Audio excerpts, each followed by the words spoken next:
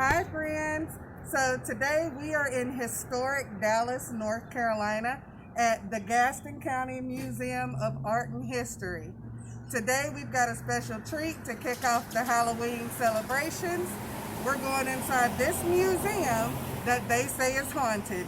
So if you want to see the haunted museum tour, then keep watching.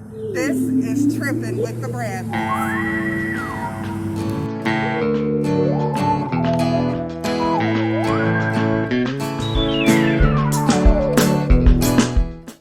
So we are here inside the Gaston County Museum of Art and History.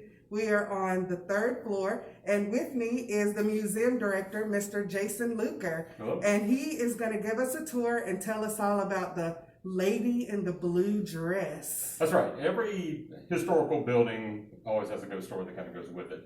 And one of the ones that you'll find at many historical houses is a woman in a blue dress, usually associated with the windows or different parts of their buildings. Up here, we see a lady that wanders our hallway. This is actually the oldest part of our building, the third floor. As different families lived in the hotel over the years, they didn't like climbing these stairs, so they kind of left the third floor alone. So what you see on the walls themselves, the paint, those are all original from the 1852 time period. Oh, wow. So it makes natural that the story would be there's a woman up here that wanders the halls wearing a blue dress. Mm-hmm. Now, to the scientific side of that has a lot to do with the glass. When you look at our windows, especially here on the third floor, a lot of this is original pressed glass, which acts like a prism when light comes through into the room. And if you're downstairs and you've been drinking a little bit, you may see a woman up here wearing a blue dress.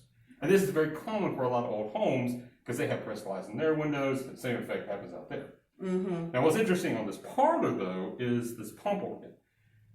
This pump organ does play. And so you press the pedals, it has billows in the back of it, fills up with air, causes it to produce sound.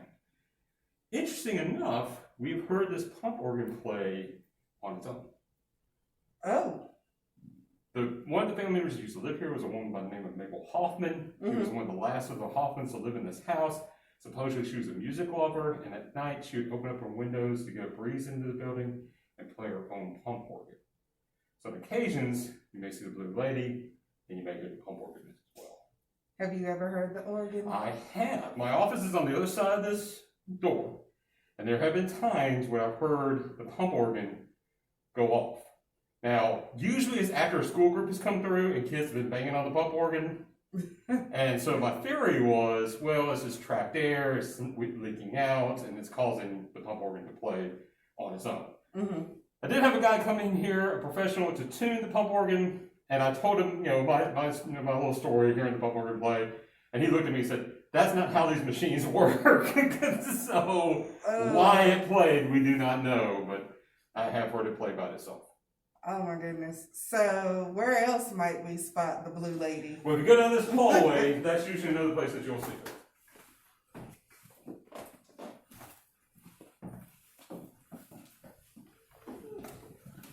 Oh, this is old.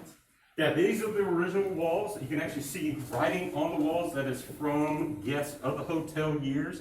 Every one of these rooms has different writings on them. We've set them up to kind of look like different times when this was a hotel and the different rooms you'd find. Of course, the lady in the blue dress wanders this hallway back and forth, visiting the different rooms. Yes. All right. So now tell us about this room. This is one of the back rooms of the hotel. This is one of the remaining hotel rooms we have. These were considered the cheap rooms when you came to the hotel. You notice there's no fireplace up here. There's, your only form of air conditioning is opening windows. Of course, that was the same throughout the entire building. But we have it kind of decorated in a way that you would have found the hotels back in the 1800s. Wow. It's small, but I guess they didn't need much then. Not really. I mean, you would rent by space, not necessarily by a room by itself. So you would have maybe multiple people staying with you in a room at one time during the busy times when the court processions were in. So it could get pretty cramped in there. I believe it. Yeah, this room's very dark. Oh, yeah. Yeah, the curtains are closed in this room. All right, let's. Let's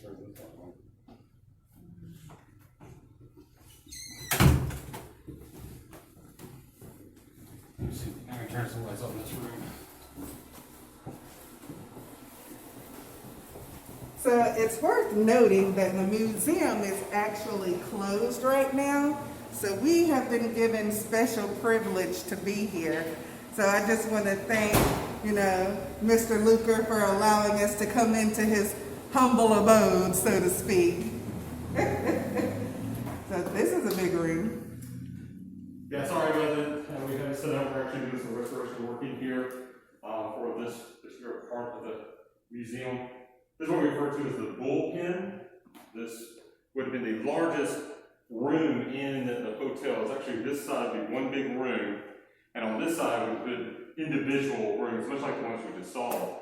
And how it worked was, if there was a jury that was here for a court trial over the courthouse, they could be sequestered inside this room, stay in their hotel rooms, you close those doors, and stay in here until they decide the verdict on the trial. Oh, wow. So pretty much all the trials from 1852 to 1911, when the court moved to Gastonia, decisions were being made in this room.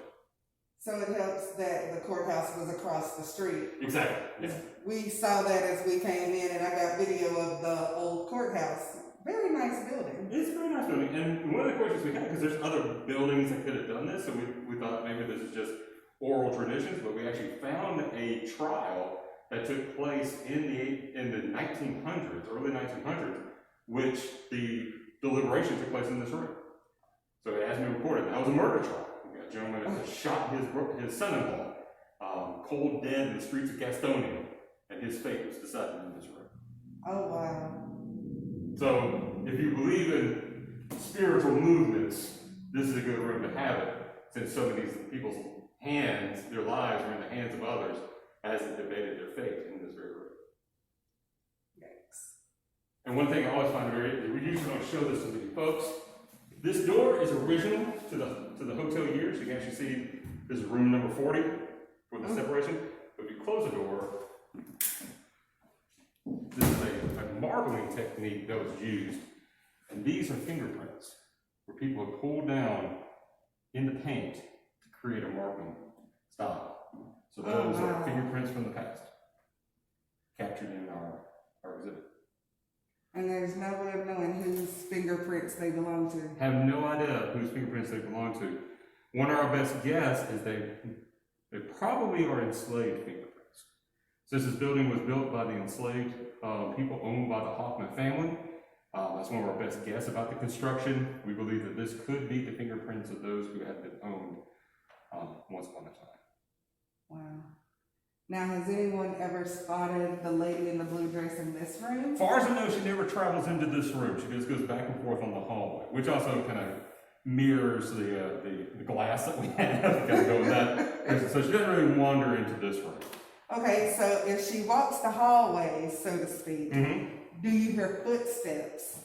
No, there's not been any statements of hearing footsteps, though you have had people talk about hearing voices, like a conversation on a different floor, maybe something moving up and down our stairwell, but not actually sound of footsteps. Oh, wow. She's very light-footed. Husband, I'm gonna need you to get in shots. This room is so small. Look, my grandmother had one of those, the little basin with the pitcher. Oh yeah, the original water basin. Yeah, Nice how you took the bath. It's always interesting for people to come in and find pieces of things that they can relate to from their own jobs. Still today, there's things that, they're more like we're collecting dust by the time we knew them, but they're still around. Wow.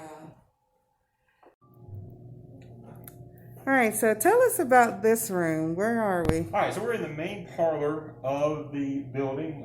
Back in the, when it was a hotel, you would come in here to be greeted. You'd wait for your room to be ready. This is where you would socialize with other folks who were staying here in the hotel. This also would have been used as a meeting room, or what I always kind of, in the later years, it's kind of a living room for the families. We have one image from the 1930s when J.B. Hoffman and his wife Mabel, which I spoke about upstairs, this is kind of their living room. We have it set up to showcase some different furniture that was from different families that here in our area. None of this is actually from the hotel years, except for this painting that was done by Laban Miles Hoffman, and showcases the courthouse before the stucco was put on it. And then we also have a portrait of Jonas Hoffman, who owned this hotel after Daniel Hoffman passed away in 1866. And Jonas owned this place from the 1860s until his untimely death in 1901. Well, I say it's untimely, he was pretty old. Untimely to him. Fascinating guy. This is we kind of associate this building most with him. He had multiple kids in this building, 14 children overall. Went through 3 wives. So this is a lot of. Friends, it is worth noting that we did not experience any paranormal activity, nor did we see any apparitions or spirits while we were at the museum. But there is an air of creepiness when you're there, maybe because of the age of the building. One of our more fun stories we have here, in the back of the building, we have a modern elevator, and put in the 1980s, still works relatively well. Whenever you get on it, though, sometimes the door will shut. It will kind of open about halfway and then go back, open halfway, go back, or close halfway, go back, close halfway, go back. And one day we were standing in the hotel, in the elevator, and we just said, "Jonas, stop it," and the door closed. Wow. And ever since then, whenever the door starts to do that, you just call out Jonas's name, "Jonas, stop it," and the door closed.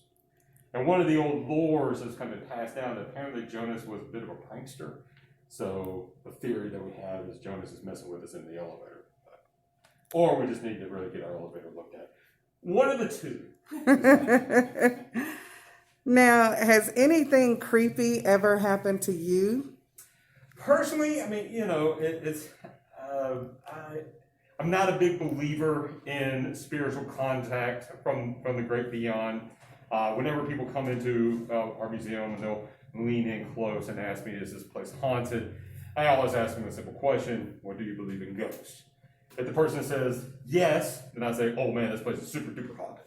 But if they say no, then I say, "No, there's no ghosts," because it's based off your belief system. Ghosts are dependent upon your beliefs. However, being the skeptic that I have had at least one experience in this building. I was coming in real early one morning, and when the sun was just rising, and I came through the front door, and I looked towards our old staircase, and I could have sworn I saw a shadow shoot up the stairs without making a sound. And I was the only one that was in the building. I was going to be the only one in the building for the next couple of hours. And for the life of me, I cannot figure out what light played or how that happened or which way I was looking to cause this image of a shadow going up the old Hoffman Hotel stairs. So those who believe in the supernatural would say you just saw a ghost.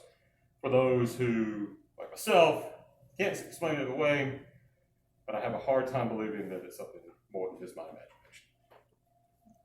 I know that's right. I would have been creeped out. I probably would have freaked out because I'm a big chicken and I'm not ashamed.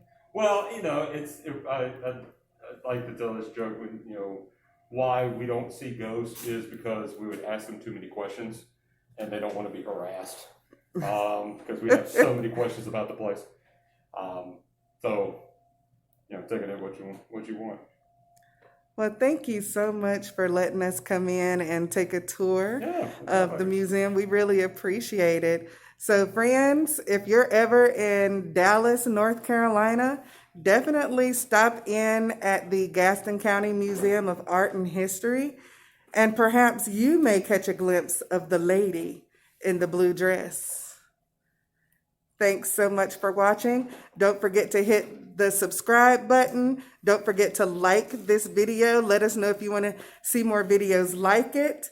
And be sure to follow us on social media. We are at Trippin Bradleys on Instagram, Twitter, and Snapchat. You guys have a wonderful day. Happy Halloween. Bye.